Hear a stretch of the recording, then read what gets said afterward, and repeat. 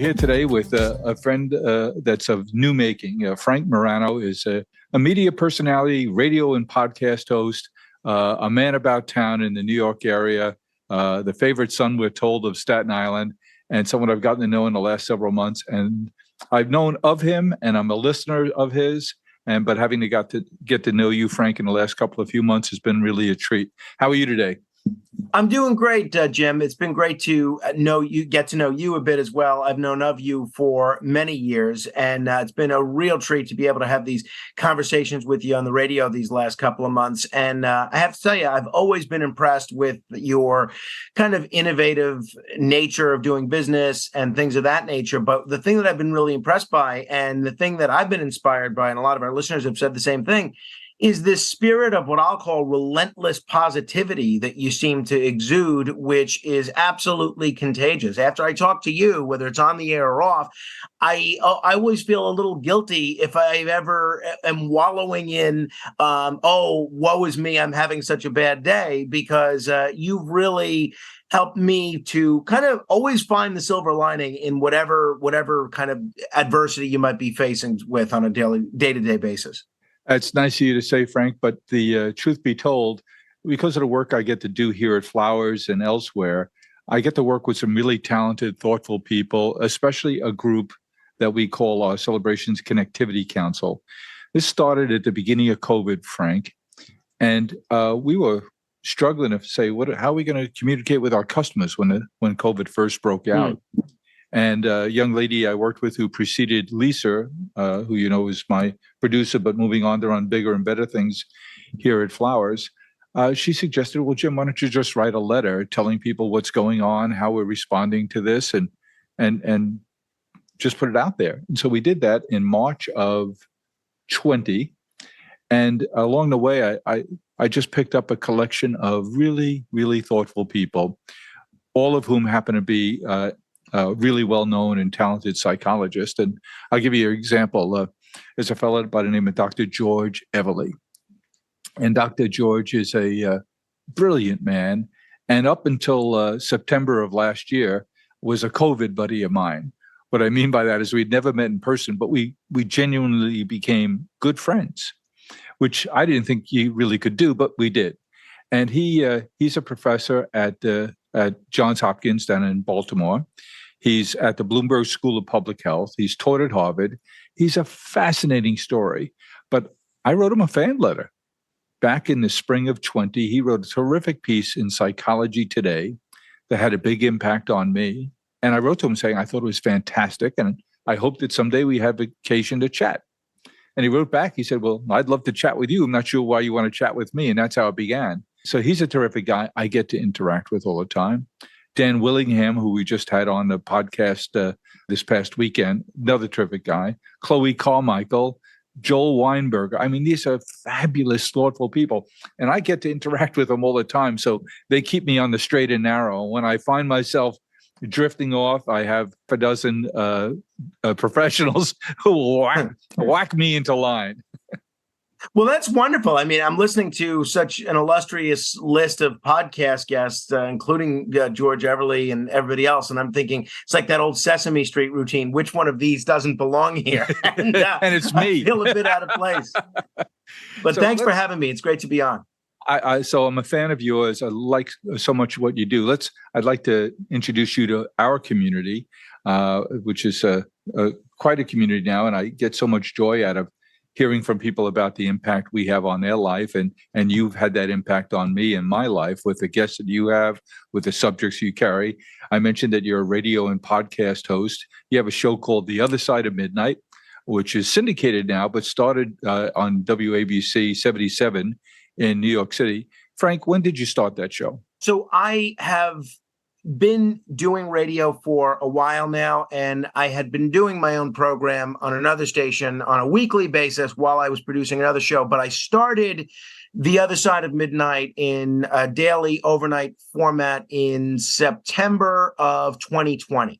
And we've been going strong ever since. And then in early 2022, that's when we first began to be syndicated. And, we've been adding a bunch of stations here and there. And so far, the response seems to have been great. And I'm thrilled to hear it because, honestly, it's the most fun I've ever had. Not just the most fun I've ever had working, just the most fun I've ever had doing anything, period. It's a real hoot to be able to do this show. And honestly, Frank, when you say ever, that's a short time. You're a youngster.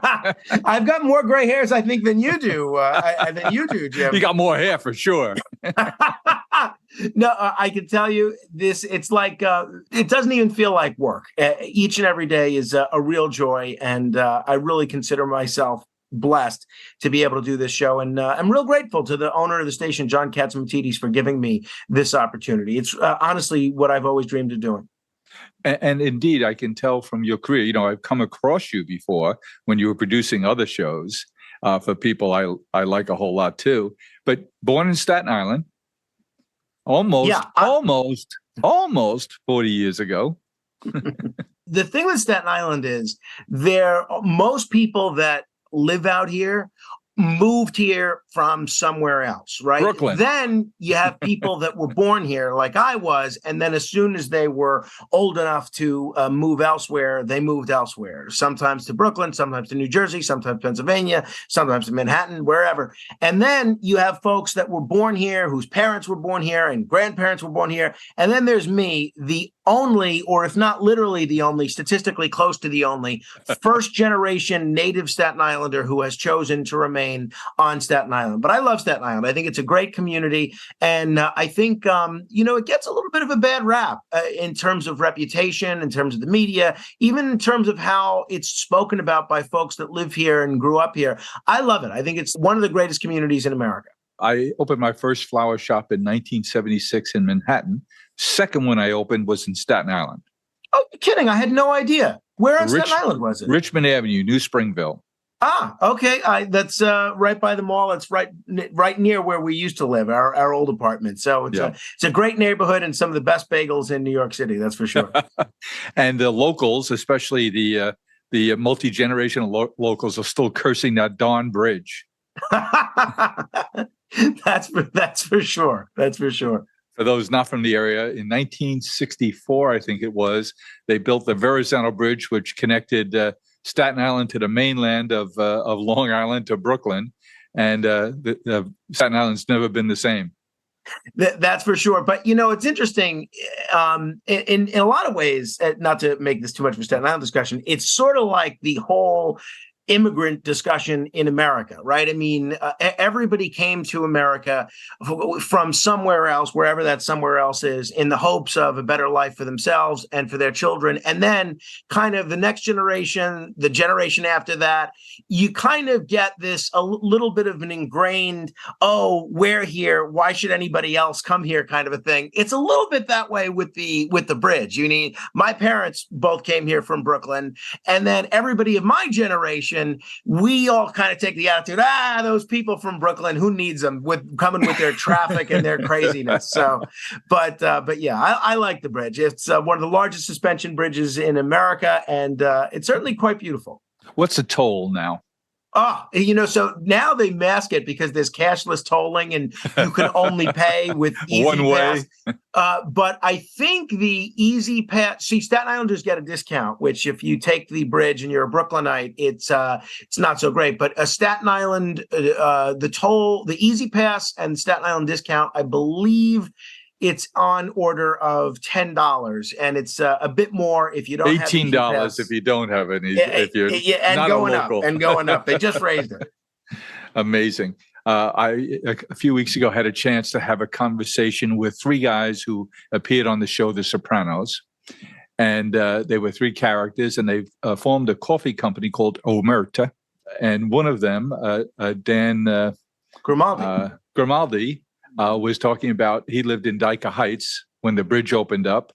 And he said the bridge toll then was 25 cents, and they swore they'd take the toll booths down when the bridge was paid for. And I love those three guys. I was fortunate enough to interview the three of them as well, and what great storytellers and what Oh, they great were characters. terrific. They were fun guys. And Dan Grimaldi, especially a professor at Kingsborough Community College, a real intellect as well. But all three of those guys, great guys, including especially Robert Finero, the only Staten Islander in the bunch. But that's one of those things where there's nothing in writing that says that once the bridge went up, that they were going to take it down once it was paid off. But it's one of those things that everybody that was alive on both sides of the bridge believes happened. So whether it's something that's sort of an urban myth that's become reality, or whether there was a whispering campaign, the MTA or whomever put the bridge up at the time was smart enough not to put anything in writing about it being taken, about the toll being taken down after it happened. Dan Grimaldi, a good Dyke Heights boy who since moved back to Dyke Heights, as I'm sure he told you, having moved away for 30 years, and now he's back living in Dyke Heights. And yes, indeed, he's a professor and has been for over 40 years at Kingsborough Community College in mathematics, and got his PhD at a little place down in New Jersey called Princeton. A terrific actor. I mean, I'm a fan of that show, The Sopranos, and I really hadn't watched it since it was on, but my wife had never seen it. So about a year or two ago, I went back and watched the series for the first time. And unlike a lot of other shows that are great in their time, but that don't necessarily hold up years later, yeah. That's a show that I really do think holds up. And Dan Grimaldi, I think, is one of only 3 actors on the show to play 2 separate characters on that show. So all great actors. And he tells the story, of course, that it wasn't scripted, that David Chase liked him so much after he had him whacked that he said, you can only play the twin card once. You're back next year, kid. Yeah, whacker's remorse, I suppose. So went to school local, too, NYU? Yeah, I'm a New Yorker through and through. And, unless I'm publicly disgraced and exiled from here and can't live anywhere else, this is the only place. Which could happen. Exactly. And this is the only place that I would have ever hoped to live and would ever want to live and work. So yeah, NYU was the only school that I ever wanted to go to. And again, I've been very lucky in all my endeavors to have the only job that I ever wanted, which is doing overnights at WABC, and to go to the school that I had hoped to, NYU. Yes. So before you got this terrific opportunity in 2020 to do the overnight show there at WABC, a station that's over 100 years old, and I think it has the best and biggest broadcast signal in the country. Yeah, at night, when I'm fortunate enough to be on, you can hear 770 on the radio in, depending on the night, probably about 38 states. And I've gotten calls, not people listening online, but people listening over the air on the radio in Canada and Virginia and West Virginia and Massachusetts and Pennsylvania, in North Carolina. It's really staggering the breadth of the signal of WABC. I don't know if you saw the film The Holdovers. Did you see it, Jim? I don't know. With Paul Giamatti. It's nominated for an Oscar. It's yes. Oh, so there's this one scene, and you might have picked up on it because, you have a finely tuned ear to radio, but there's this one scene where the characters are listening to 770 in around Christmas 1970. And folks, the school that they're listening at is in New England. And some folks were saying, oh, that's not realistic. They wouldn't be listening to a New York radio station up in New England. When the truth is they would be, because the signal of 770 did reach and does reach New England, especially overnight. Yes, exactly. Because they turned up the power. It's a little complicated, but there are some stations that are just daytimers, and they have to power down at night, and 770 at WABC doesn't have to. So because other stations that are close to it on the frequency do have to power down, we have sort of an uninterrupted signal on that frequency from here to New Mexico at night. So in your radio career, your broadcast career since NYU, you did a lot of production? Yeah, I produced. So I was an intern at WABC while I was at NYU, and then worked there part time as a producer and doing some other things. And I would always kind of find a way to weasel my way onto the airwaves. And then I was producing the Curtis and Kubi show, and then Curtis Sliwa's solo show. And then when Curtis left WABC in 2009 and went to another radio station, 970, I had an offer to stay at 770, but I felt a great deal of loyalty to Curtis because he had kind of shown me the ropes in terms of radio. So I went with him to 970 and produced that show for about 4 years. And that's where I had the opportunity to first start doing my own show at the prime time hour of Monday mornings from 2 a.m. to 4 a.m., which was a lot of fun. A killer time slot. Exactly. It's a killer on the person doing it, maybe even on the person listening. And so I did that for about a year. And then I did Friday night into Saturday morning from 1 a.m. to 4 a.m. And my thinking was, okay, at a time when maybe more people are awake and getting more airtime. And then for the last few years that I was there, I was doing Sunday mornings from 4 a.m. to 8:30, which was, I think I did that for about 5 or 6 years. And then I was also, after Curtis went back to 770, I stayed at 970. In addition to doing my show, I was producing the Joe Piscopo show. I produced John Gambling's show when he came back to 970, yep. And John Katzimatidis' show, which was a great partnership and gave John and I an opportunity to know one another as radio people a bit more. And I think played a role in John's decision to bring me over to 770. Well, a smart move on his part and a good move for all of us who are listeners. Well, tell me about the uniqueness of doing an overnight show. I'm thinking about, Frank, what kind of relationship do you develop with your audience? It seems to me you really do develop a relationship, that these people get to know you. A friend of mine, a guy I admire a great deal, is Bob Pittman. And Bob is the CEO of iHeartMedia. And he and I were together last month in Florida. We were chatting about a few things, talking a lot about radio and his company. And he talked about how it really is intimate, that people really do have a relationship with the host. He said, everyone thought streaming would put us out of business because it wasn't interrupted by personalities and hosts and things. But it turns out people really want that. And they want that feeling of shared listening, of shared community. Tell me about your audience and how it's been developing over these almost certainly 3.5 years you've been doing it. So I think there's a few things that make radio unique, and then there's a few things that make overnight radio even more unique. Now, when it comes to a radio, you said it. I mean, the key word is intimacy.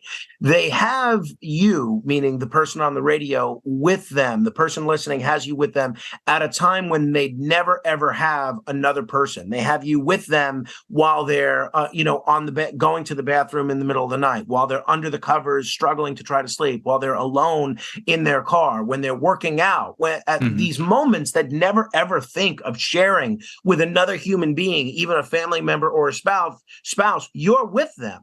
And because of that, you develop a relationship with them that's almost familial. And I feel that way even if I've never met them. And it's reflected in the kind of letters that I get, the kind of emails that I get, the kind of phone calls that I get.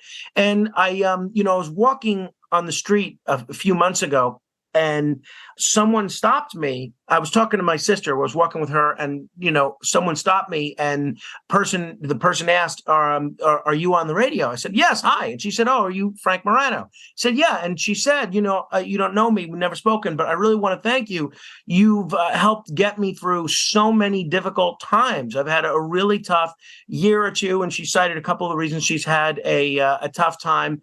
And she said, without you, I'm not sure what I do. And it really meant so much to me that me just largely having fun and trying to do the best that I can on the radio helped make someone's life a little bit easier. And it really was so nice to hear that. And I tried to give her a hug, but she was, an Orthodox Jewish woman. And I forgot that, they don't necessarily do the hugging. They're not big on huggers. Exactly.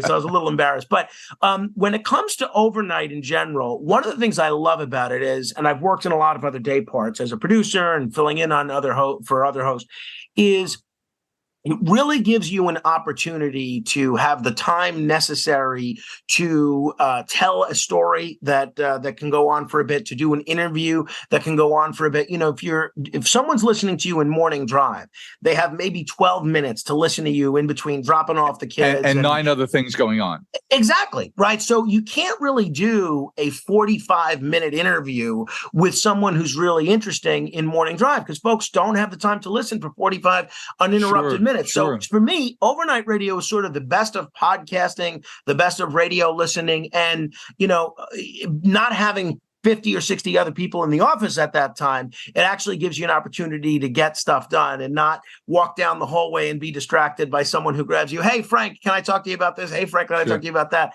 So I love it. A lot of people view overnight radio, including colleagues of mine, friends of mine, as a burden, as something that's kind of a bottom rung on a ladder that they want to climb in the radio business. I don't view that that way at all. Honestly, this is the job that I'd love to have forever. So, but it does have consequences in terms of your social life, your family life, your body clock, how you have relationships with friends. Talk to me about how you think through those things. You already said you love it and you want to do this forever, but how do you think about and how have you handled consequences?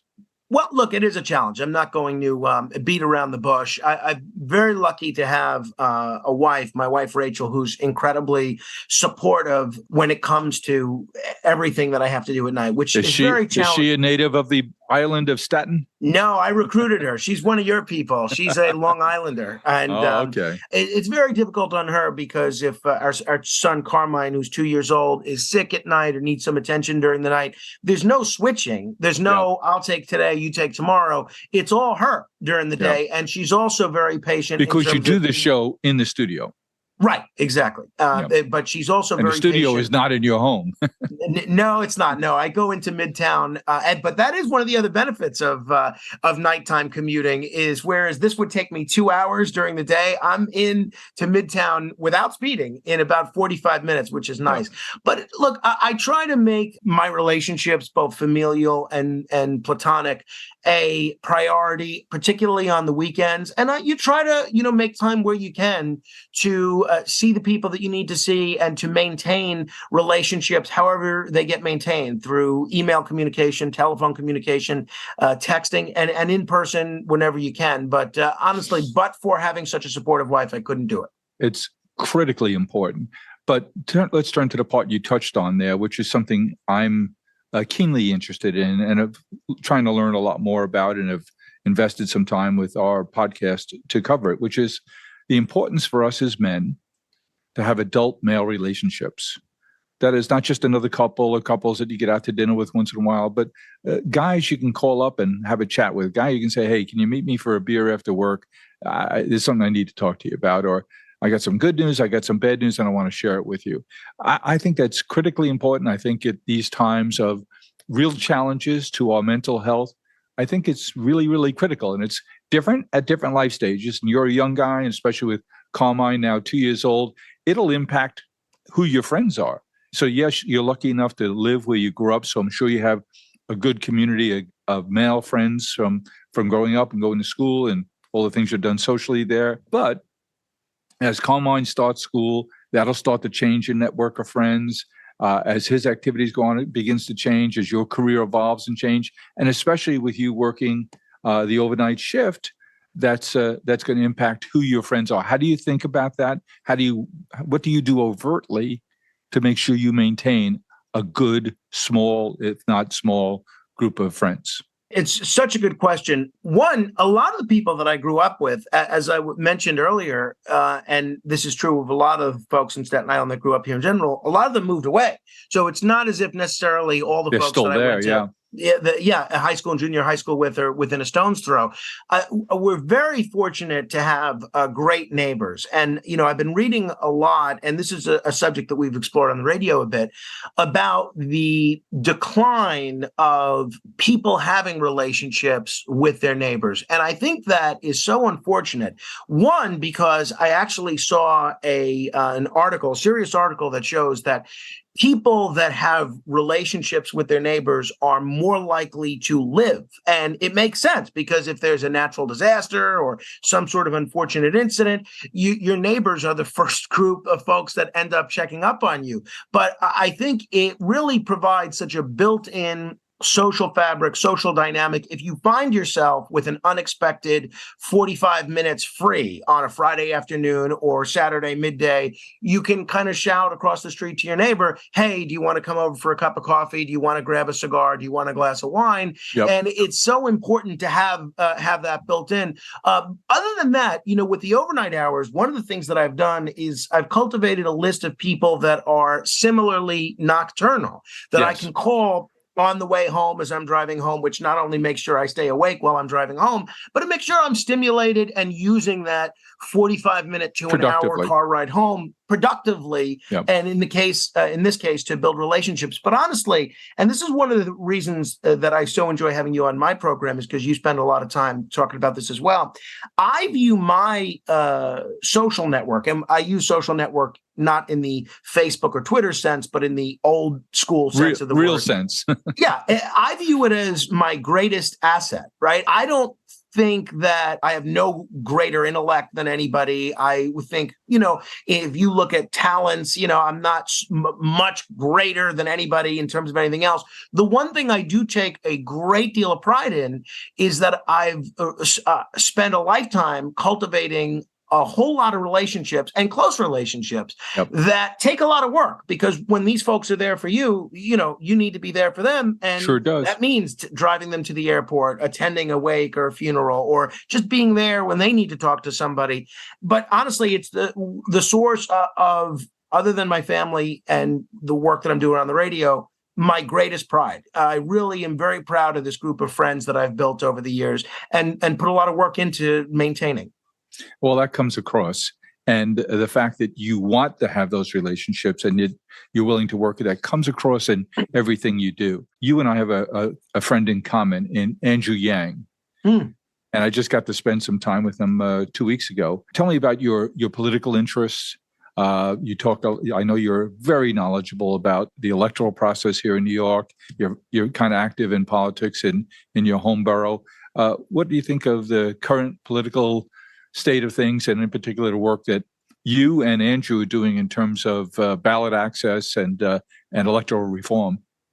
Well, I'm very impressed with Andrew Yang. I was impressed with him in his presidential candidacy. He came across as, to me anyway, as smart, as honest, as reform-minded, as someone very forward-thinking, as someone that didn't want to just take cheap shots, but actually was a big thinker and caused me to think about ideas that, I'd never really thought about before. And then I loved his book when he wrote his book, and I love what he's doing now in terms of trying to build the Forward Party, because I really think America would be well served by additional alternatives to the two parties. And anybody, even if they're people that I don't necessarily agree with on the issues, anybody that's working to build more options for voters and more viable options has my admiration, because really it's a thankless job. It's a job that doesn't get you rich. It's a job that doesn't get you girls. It doesn't get you glamour.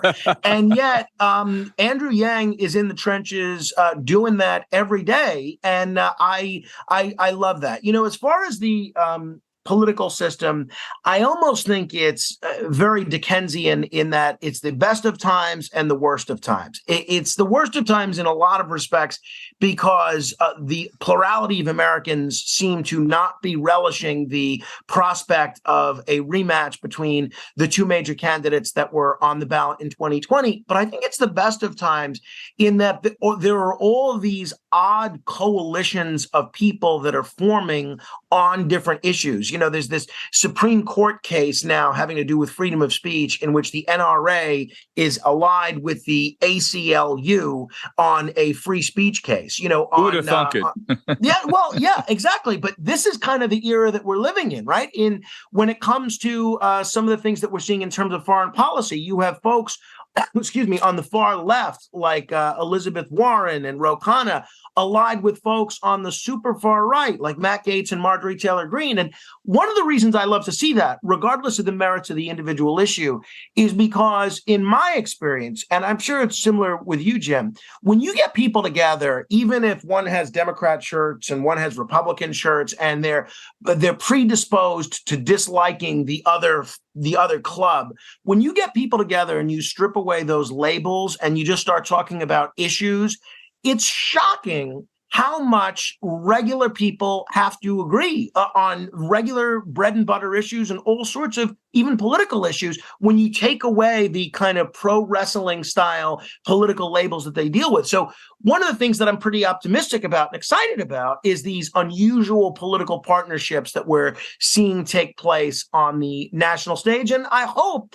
that that translates into regular people recognizing that their neighbors are not enemies to be destroyed, but people that even if you only agree with them on 2 out of 10 issues, you work with them on those 2 issues towards your common goal. There's another friend of mine who, if you don't know, you should know. He's a terrific guy. He's the associate dean at the Yale School of Management. His name is Jeffrey Sonnenfeld. And he runs something called the Mayor's College, where he brings in mayors from smaller markets, mid-markets, not so small, actually, and brings 30 to 50 of them in at a time and does a whole training program. He runs that in conjunction with the Yale CEO Leadership Council. So he combines his speakers and his panels over a few day session. And his line is, it's amazing when mayors get elected, they tend to move very, very quickly to the center because they have to get things done. They have to be practical. They have to get consensus. They have to meet budgets. They have to get things passed, and they have to be centrist. And I think what you're saying is very much evidenced by what he finds with the mayors. You have to get things done. You know, I'm familiar with Professor Sonnenfeld, and I'd love to get to know him, but that's so interesting. And just given my experience observing effective mayors in New York and not so effective mayors in New York, it's not at all a surprise to me to hear that observation because, you know, you find when the rubber meets the road and you need fires put out, garbage picked up, and the snow plowed, that in a hurry, a lot of those ideological wishes kind of get put on the side. And I just wish that was a mentality that was present, not only at more levels of government, but more levels of the populace, because I think that's really the most important thing here, right? I mean, I cringe when I hear, say, Republicans rooting against a Democratic president or Democrats rooting against a Republican president, rooting for that person to fail, because all I'm thinking is, well, if he fails, we all fail.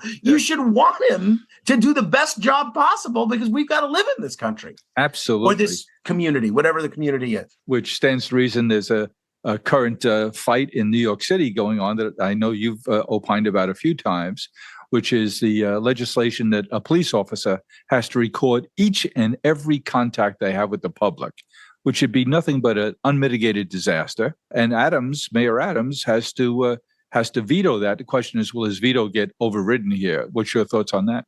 You know, again, I have followed that pretty closely, and I agree with the mayor for most of the reasons stated. Well, first of all, in terms of traffic stops, as you saw with the recent incident involving the stopping of Councilmember Yusef Salaam, a lot of these stops are already recorded. And if we're going to actually make police officers, you know, take a transcript of every innocuous encounter they have with a passerby on the street, one, you know, I'm concerned that this would have them bogged down in paperwork ad infinitum, but I'm also concerned that it would diminish the level of interaction, positive interaction, between police and community. And, you know, I'm not a law enforcement expert by a long stretch. But you are a behaviorist. And what behavior would that incent and what would it disturb?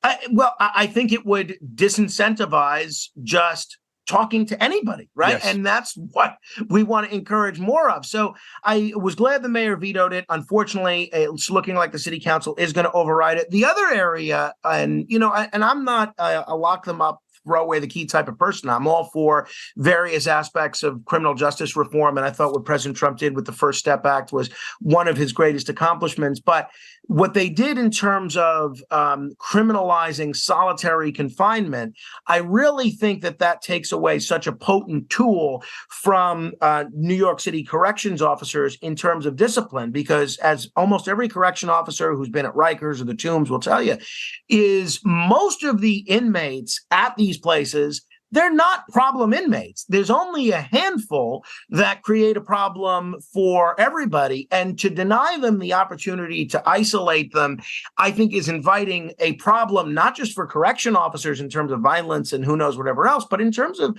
the other inmates. So I think that was a big mistake. And, the mayor, to his credit, invited the council members to go on a ride along with him so that they could see the job that the police officers have. I thought that was a great idea. I wish he would take that a step further and also invite them each to spend a day at Rikers and observe what the correction officers go through and see what it would be like if they didn't have that tool of punitive segregation. I wonder how many would take him up on that, seeing as only 6 have done the ride along. Right. Exactly. Yeah. You scratch your head and you shake your head and laugh to keep from crying. It's one of those things that I don't think where you stand on everything obviously depends on where you sit. But I think if more people got to see New York through the eyes of a police officer or a correction officer, it would alter the way that they legislate, at least in the city council.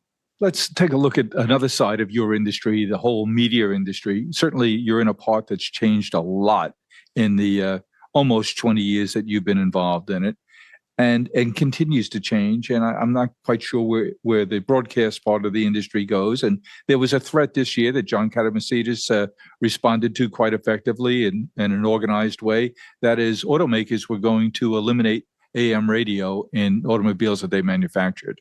And that seems to have been beaten back, because that would have been devastating for a whole lot of us who enjoy and appreciate AM radio. And AM radio is primarily talk radio and sports radio. And I know you're a sports fan of the first order. You have the bad judgment, as I do, to be a Mets fan. And a publication you've consumed a good part of your life is on the verge of going away in Sports Illustrated. What's going on there? Well, so in terms of AM radio, I was just reading an article about this, and this is another one of those areas, as we were just discussing, you've seen unusual partnerships where you have liberal Democratic senators like Ed Markey partnering with conservative Republican senators like Ted Cruz to try to beat back what the auto manufacturers are trying to do when taking AM radio out of cars. Now, for starters, let's look at why they're claiming AM radio needs to be removed from cars. Tesla and other digital auto manufacturers or electric auto manufacturers, they're claiming that the battery leads to some sort of interference that makes AM radio more difficult. But the early models of Tesla all had AM radio with no problem. So it tells me that there's something. What's the motivation there?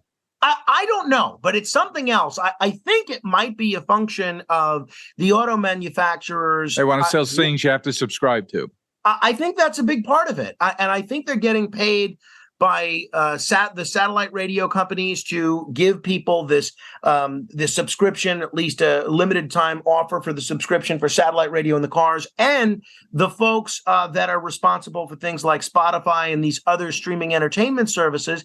And I think, if the choice is, do we not get paid by AM radio station owners, and we do get paid by the satellite radio companies and the streaming companies, what are we going to push folks to? And I think that's a part of it. But it's so much more than just wanting to get news content, talk content, and sports content.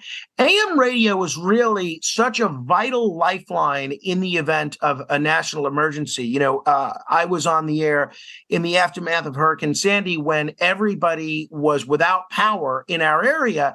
And a lot of folks didn't have television. They weren't able to get their phones working. They weren't able to have cable. And we stayed on the air day and night with a generator that we all had to take turns going out to the parking lot to pour gasoline in. Yep. And so many folks wrote to me in the aftermath of that and said, this was the first time I'd listened to AM radio in literally years, but thank God you were there, because but for your broadcast, we would have no idea what was happening, either what the weather was, when the power was going to come back on, who to reach out to in terms of needing help for certain things, where to get gasoline at the few gas stations that were open. And I just shudder to think at what happens when there's a next natural disaster, which inevitably there always will be, and people don't have AM radio to rely upon, and the only thing that they're able to rely upon is an internet connection when their internet is down. So I think it's a vital public service, and hats off to not only John Catsimatidis, but people on both sides of the aisle that are working hard to preserve this in cars.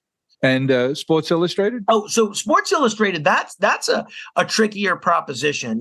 I think some of the damage some of the pain that they've experienced recently is partially self-inflicted, with trying to pass off AI-generated articles as actually written by people. That was an embarrassing moment.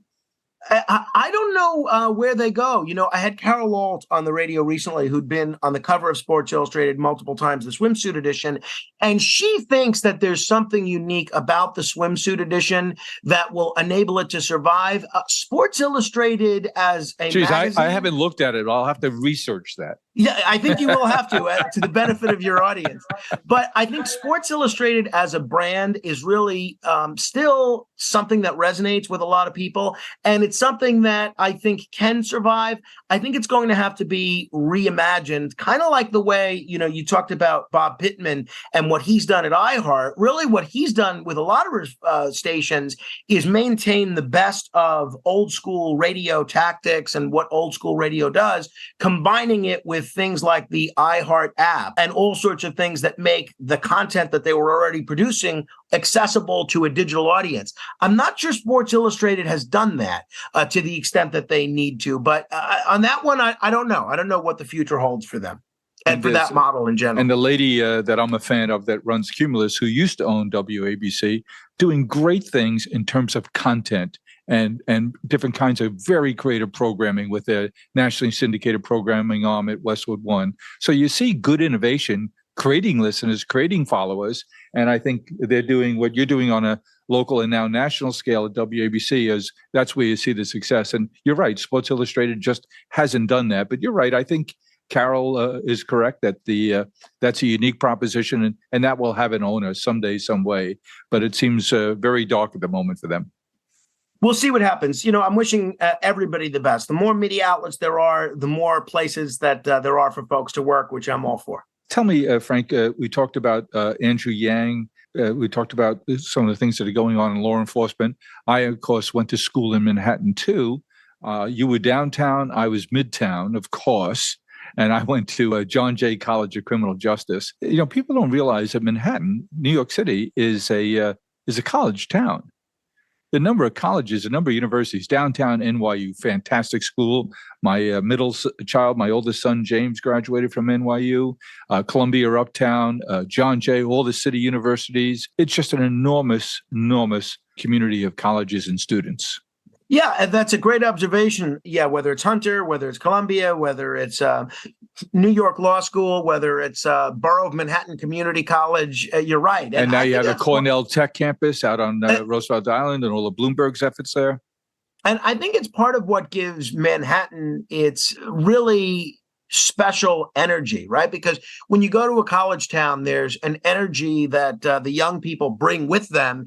And Manhattan, because there are so many colleges, it's like that all the time. And I think it's one of the reasons it was such a shame for all these communities, but even New York, during the lockdowns in the aftermath of the COVID pandemic, to have everybody pursue this schooling from home and Zoom university kind of thing. Because in addition to, I think, depriving the college students of the totality of a college experience, it really was a kick in the gut to a lot of these communities that rely on these college students, not only to patronize the local restaurants and shops and cultural institutions, but to give that kind of buzz, that kind of energy on the street that these communities rely on. And I'm glad that for the most part, things seem to be back to normal. It'll never be the same normal, though. The toothpaste never goes completely back in a tube. And you're seeing differences. I just worry. There's a lady by the name of Sarah Feinberg, who's a friend of ours, and I just admire her a great deal. And she was the interim president of the MTA for a couple of years under Andrew Cuomo when COVID struck. And I remember early on asking Sarah, I said, Sarah, if we don't go back to the office 5 days a week for the 20% of us, by the way, not 100%, but for the 20% of us who can work in an office and don't need to go to work like our FedEx drivers do every day and our logistics people who do have to go to work. I said, what'll be the impact on the MTA budget if, say, we only went back 4 days a week? And she said that would be a $7 billion kick in the head. Obviously, I don't think we're back 4 days, those office workers, and it's something less than that. And yeah, I think it's returning. I think we're creeping back, but it's taking a long time. And I wonder, can we assume that our MTA can run on a fare-based system? Certainly the fares have gone up, but you know and I know that a big percentage of the population aren't paying their fares, and doesn't seem much people can do about it. It's such a good point. And there has been an increased police presence on subways over the last year or so. And it has led to not only more arrests for things like fare evasion, but greater gun confiscations and other crimes that could potentially have been prevented and have been prevented just because of the presence of police on the subways. And I take mass transit pretty regularly. But when it comes to fare evasion, this is one of the most short-sighted things that not only local prosecutors, but the police department, particularly in the previous administration, have undergone in terms of overlooking. And I understand where they're coming from. You don't want to give someone a criminal record because they don't have the $2 and change to hop on the subway. I get that. But it really is so short-sighted because there's $1 billion shortfall in terms of people not being able to, in the MTA not being able to pay its bills.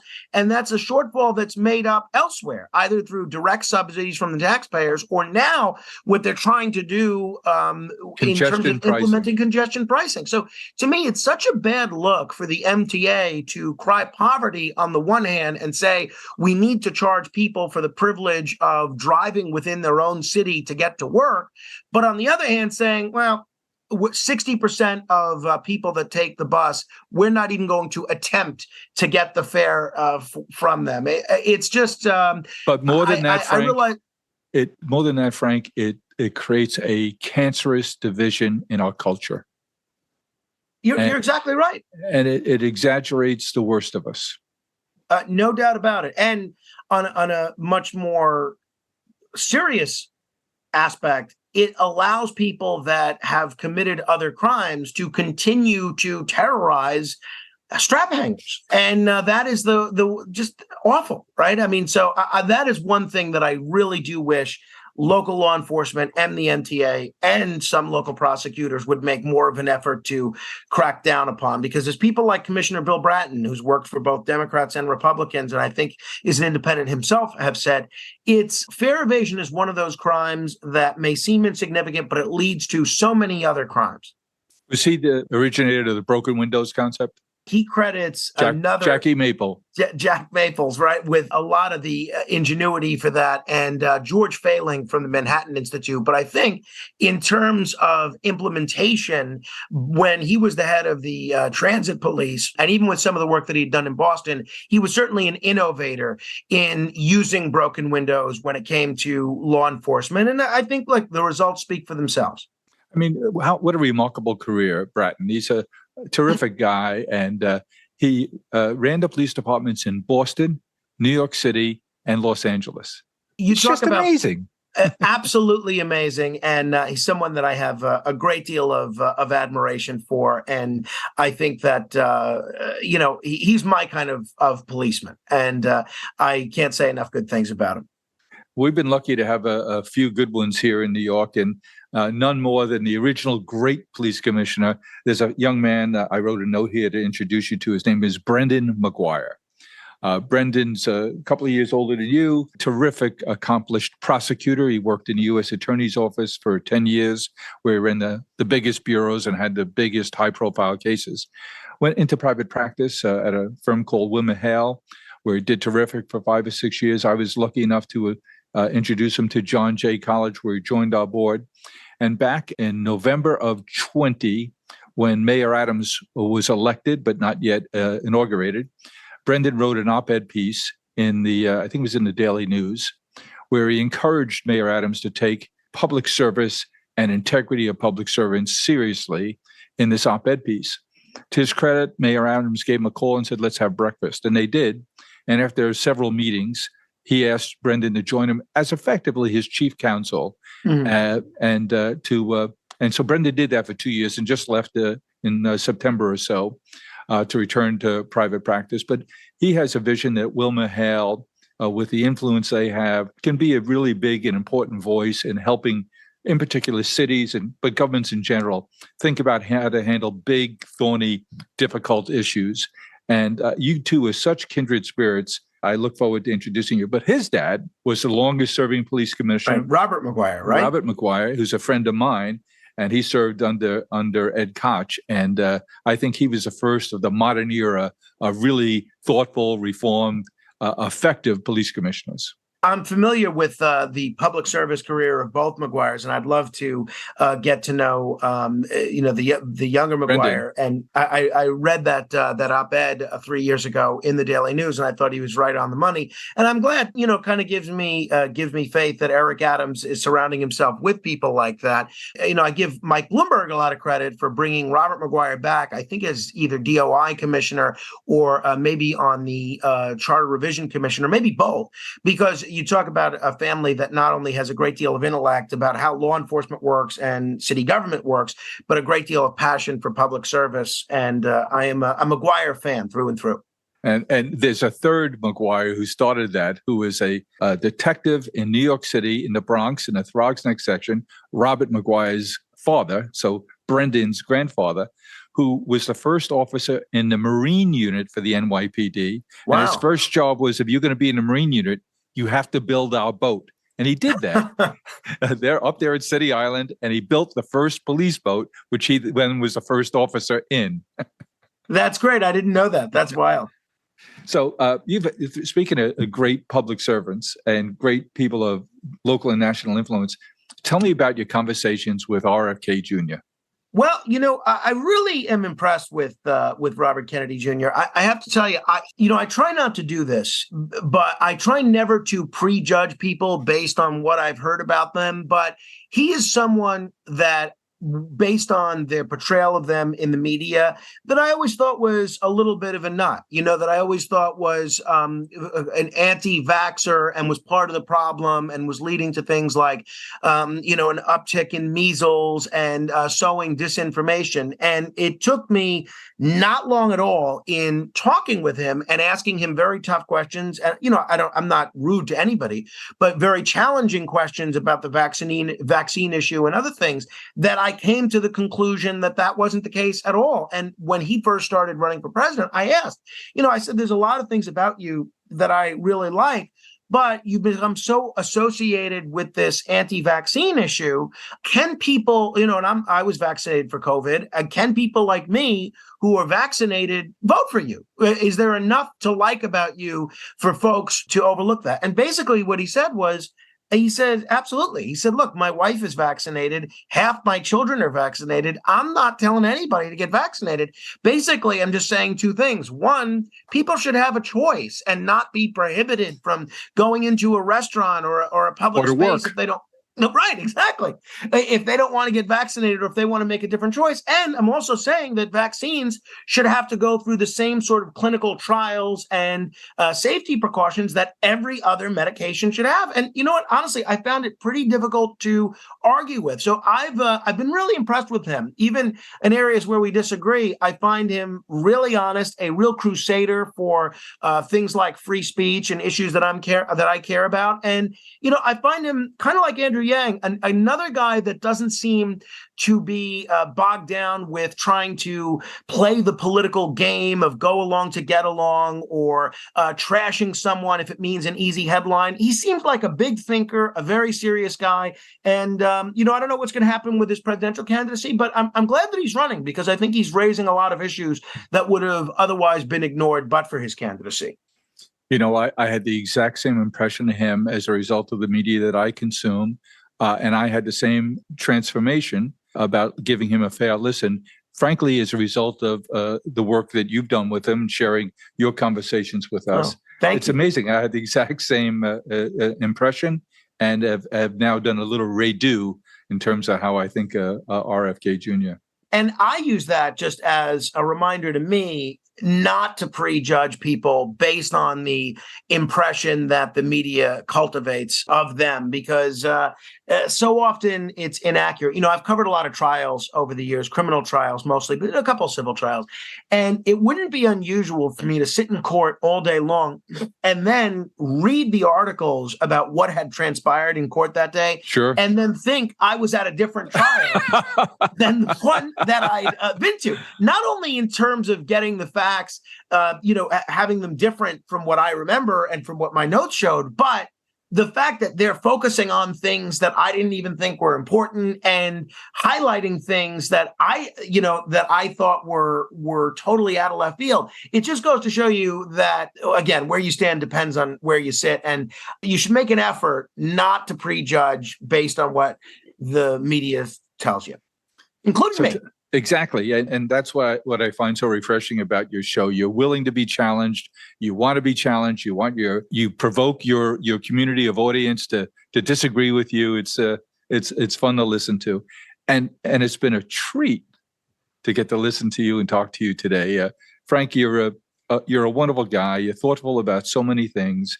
It's been a treat for me to get to know you. When you got this job here, I've been a fan of talk radio, particularly late night and overnight talk radio my whole life. And being a New Yorker, I've heard some of the greats of all times. And they're going to talk about you in that same breath of the greats of all the time with what you've accomplished in your short and young career. But I can't wait to see you continue to develop and prosper and be an enlightened voice for all of us to make it interesting, to make it fun, and to challenge how we think about things. And I think you're going to do a lot more of that in your career. And I think we're all in my little community here going to be proud to say we knew you earlier on, and we've gotten to know you better and better over the years. Well, Jim, thank you. I've really enjoyed this conversation. I'm grateful to you for having me on, and I'm incredibly appreciative of your willingness to come on the radio with me. I've enjoyed getting to know you a bit. I look forward to continuing to further our conversation. And as someone that knows great radio talent and has clearly very refined and sophisticated tastes, I thank you for your appreciation of my program and your nice words. Thank you. All right. Go hang out with Rachel and Carmine before you have to make the trek. I'll do that. Thank you, Jim. Take care. Thanks, buddy.